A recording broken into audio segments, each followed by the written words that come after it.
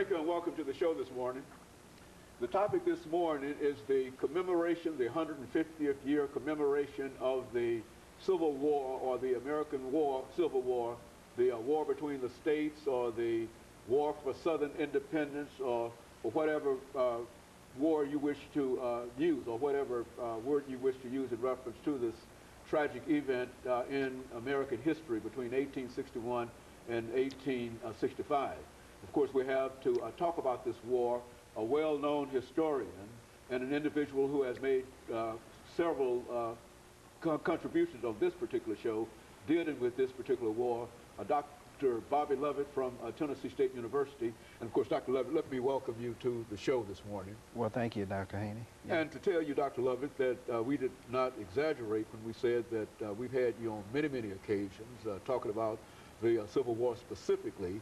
But I think that if we look back into our archives, we find that we've had you dealing with the Declaration of Independence, the Constitution of the United States, and on and on and on, in addition to several of your books that we've had an opportunity to review. But let's have you give our audience an opportunity to hear who you are and some of the information in reference to you, and then we'll get into some of the things you're dealing with. Well, I'm a native of Tennessee, born and raised and educated in Tennessee. Received my bachelor's, master's, and PhD degrees from the University of Arkansas. And taught at Eureka College in Illinois, the alma mater of President Ronald Reagan, who attended there back in the 1930s. And came to Tennessee State University in 1973, and I've served several administrative positions, but for the last 10 years I've concentrated on my research, my students, and professor of history.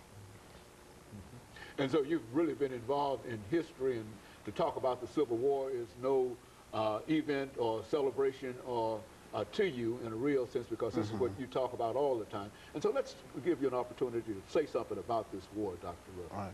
Well, this year, 2011, is the equivalent of 1861.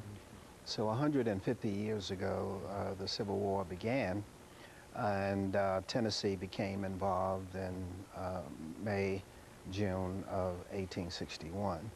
So it's the Sesquicentennial commemoration that the state of Tennessee is putting on over the next 4 years.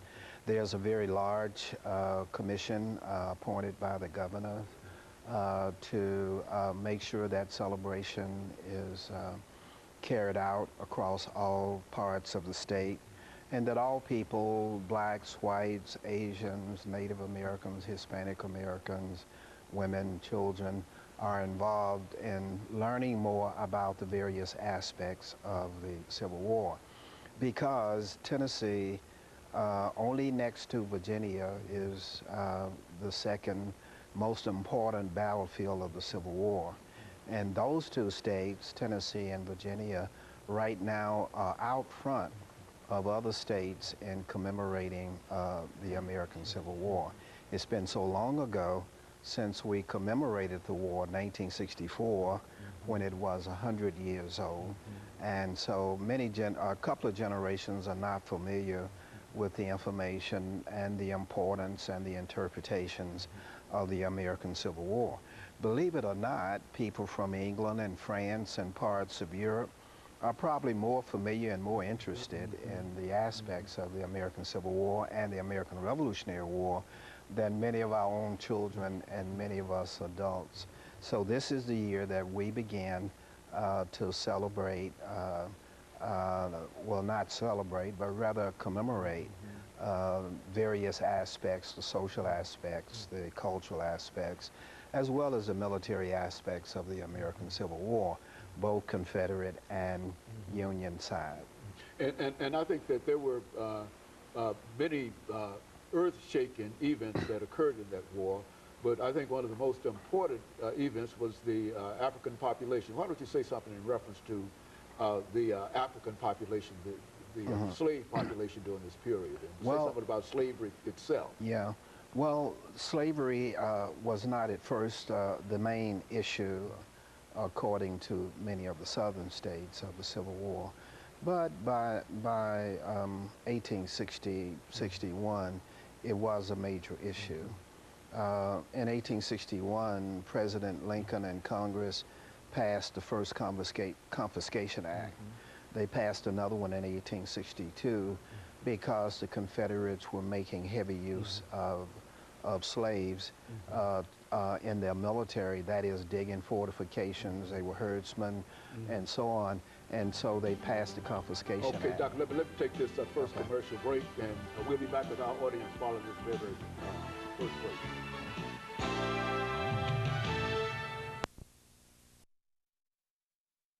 Of the